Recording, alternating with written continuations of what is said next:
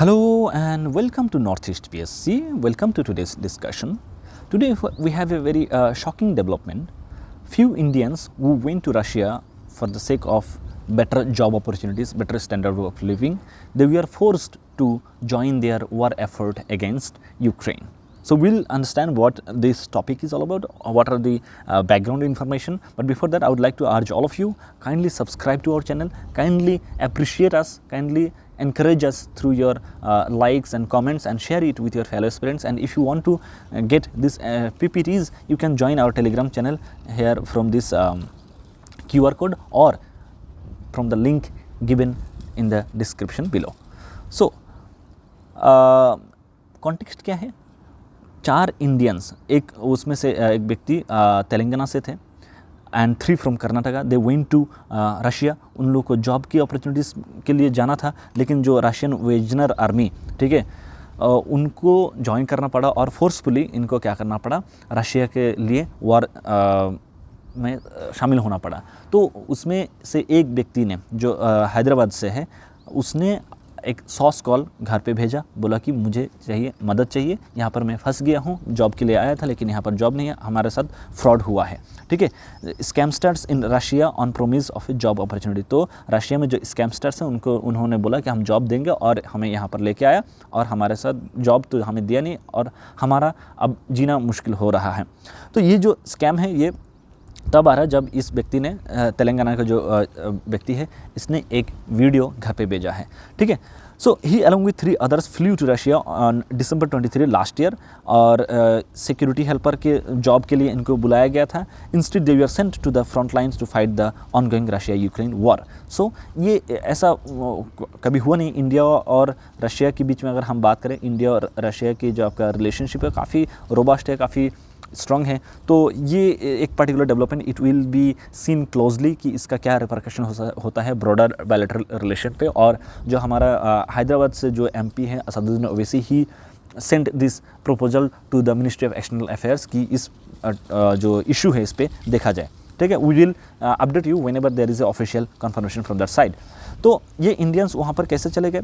So they were they met a recruiter in Dubai last year. ये लोग Dubai में कुछ लोगों से मिले और बातचीत करने के बाद ये पता चला कि उन लोगों को जॉब मिलेगा रशिया में. तो नवंबर में ये लोग घर आए, फिर दिसंबर में ये लोग रशिया चले गए. They undertook the Russia travel on visitors visa और the recruiters had promised lucrative pay of ₹2 lakh per month. तो बोला कि 2 लाख रुपये पर मंथ मिलेगा इंडियन रुपीज़ में. तो जाहिर सी बात है कोई भी व्यक्ति जाएगा, ठीक है ना.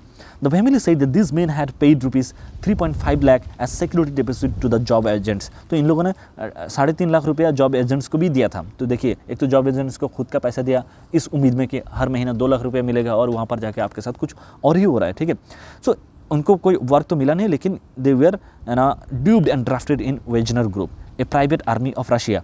ठीक है, आपने देखा होगा उसका जो चीफ है, अभी कुछ दिन पहले उनका भी डेथ हो गया.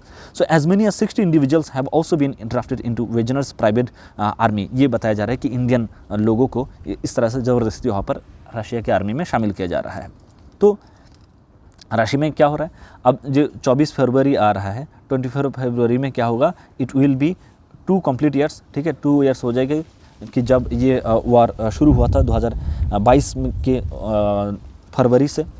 और this war is going on since then and there has been a lot of casualties. बहुत सारे लोग घर छोड़ के चले गए. सो ये आपका इस पर एक सवाल आया था UPSC 2023 में आया था. ये आखिरी में, इस सेशन के आखिरी में क्वेश्चन है, उसका आप आंसर दीजिएगा. तो इसका जो मैप है बहुत इंपॉर्टेंट हो जाता है. यूक्रेन ये रहा, ठीक है, यहाँ पर आपका रशिया है, बेलारूस, पोलैंड, मोल्डोवा, रोमानिया. ठीक है, ये सारे इंपॉर्टेंट कंट्रीज़ है. आपको ये जो सारे जो आपका बॉर्डर एरिया से बहुत ज़रूरी है.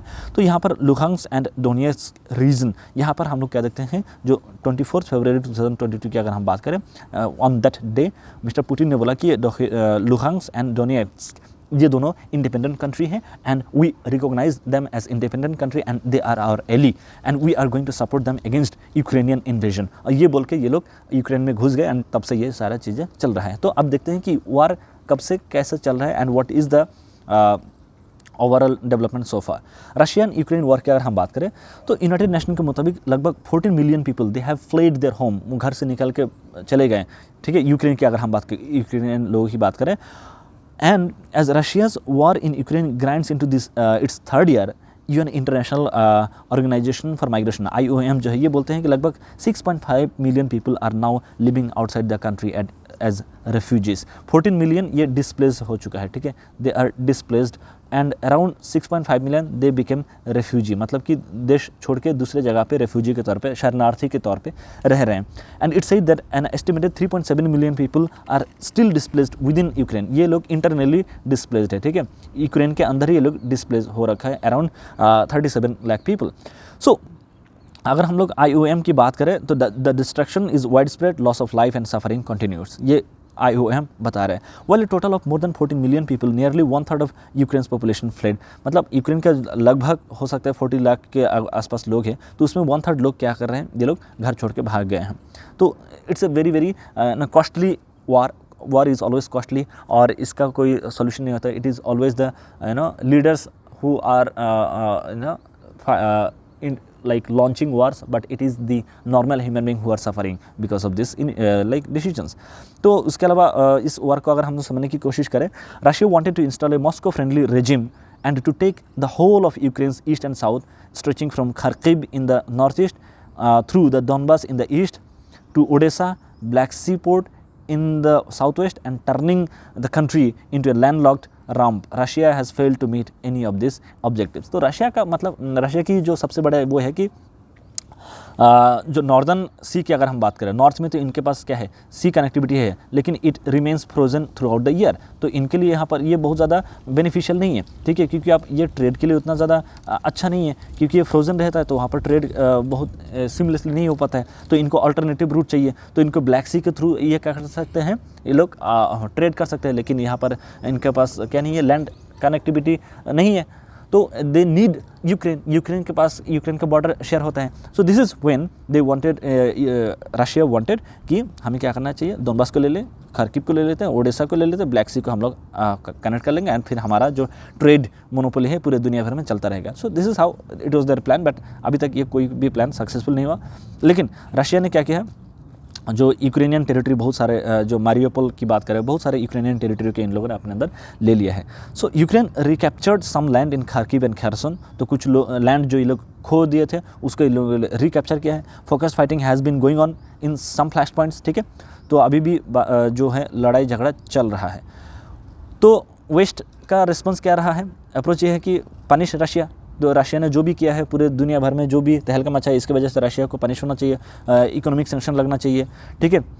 फिर मेजर एड प्रोविजंस, यूएस ने जो है यूक्रेन को बहुत ज़्यादा पैसा दिया, ठीक है, financial they placed around $70 billion financial support की, ताकि आप भाई रशिया से लड़ते रहो, तुम डरो मत। यूरोपियन यूनियन ने बोला कि हम लोग $37 बिलियन आपको देंगे। यूके, जर्मनी, ये लोग भी ज़्यादा सपोर्ट करने वाले हैं। इवेल्यूशन ऑफ वेस्टर्न रेस्पॉन्स की अगर हम बात करें तो ये सारी चीज़ें ठीक है, effective in the at least healing like halting the Russian advances, hurting Russia economically has been double aged sword. आप रशिया को रोक तो रहे हैं, ठीक है, ये और आगे नहीं बढ़ रहे, आप इसको हॉल्ट कर रहे हैं, लेकिन रशिया के इकोनॉमी के लिए इतना ये कोई नुकसान हुआ नहीं, ठीक है, इनकी जो ट्रेड है वो ऐसा ही चलता आ रहा है। तो ये जो सैंक्शंस आ रहा है रशिया के ऊपर, one of the top global producers of oil and gas hit the global economy hard, तो ग्लोबल इकोनॉमी को ही भी ज़्यादा ही मतलब नुकसान हुआ, जितना रशिया को होना चाहिए था नुकसान, उससे ज़्यादा ग्लोबल इकोनॉमी को नुकसान हुआ है। तो Russia also took A hit, but it found alternative markets for its energy exports in Asia, especially in India. India ने बहुत ज़्यादा energy like import किया है रशिया से। Russian economy was estimated to have contracted by 2% in 2023, but IMF के मुताबिक ये सिर्फ ये कॉन्ट्रैक्ट नहीं हुआ है, it is expected to grow 0.3% in 2023 and 2.1% in 2024। इनका इकोनॉमी कॉन्ट्रैक्ट कहाँ हुआ है, इट इज़ ग्रोइंग, ठीक है। और जर्मनी की अगर हम बात करें in comparison, Germany Europe's largest economy is expected to grow by 1.1%। तो जस्ट इमेजिन, तो ये रशिया को जो भी आप वेस्ट की तरफ से जो भी रशिया को डराने धमकाने की कोशिश किया जा रहा है, it was not successful as such. India का स्टैंड क्या रहा है, इंडिया के अगर हम बात करें, इंडिया चाहते हैं शांति बरकरार है, ठीक है। Ukraine war has been an opportunity to practise strategic autonomy. India चाहता है कि ना हम वेस्ट की तरफ हैं, ना रशिया को सपोर्ट करें, ना यूक्रेन का, हम एक इंडिपेंडेंट कंट्री है, हम अपना सोचेंगे, जैसे हमारा डिसीजन लेना पड़ेगा। तो India work around western sanctions to buy oil from Russia, तो रशिया से ऑयल खरीदा, ठीक है। 25% जो हमारा ऑयल परचेस है वो रशिया से आया है, ठीक है। वार से पहले लेस देन 2% हम लोग ऑयल लाते थे रशिया से। It's a big win for India.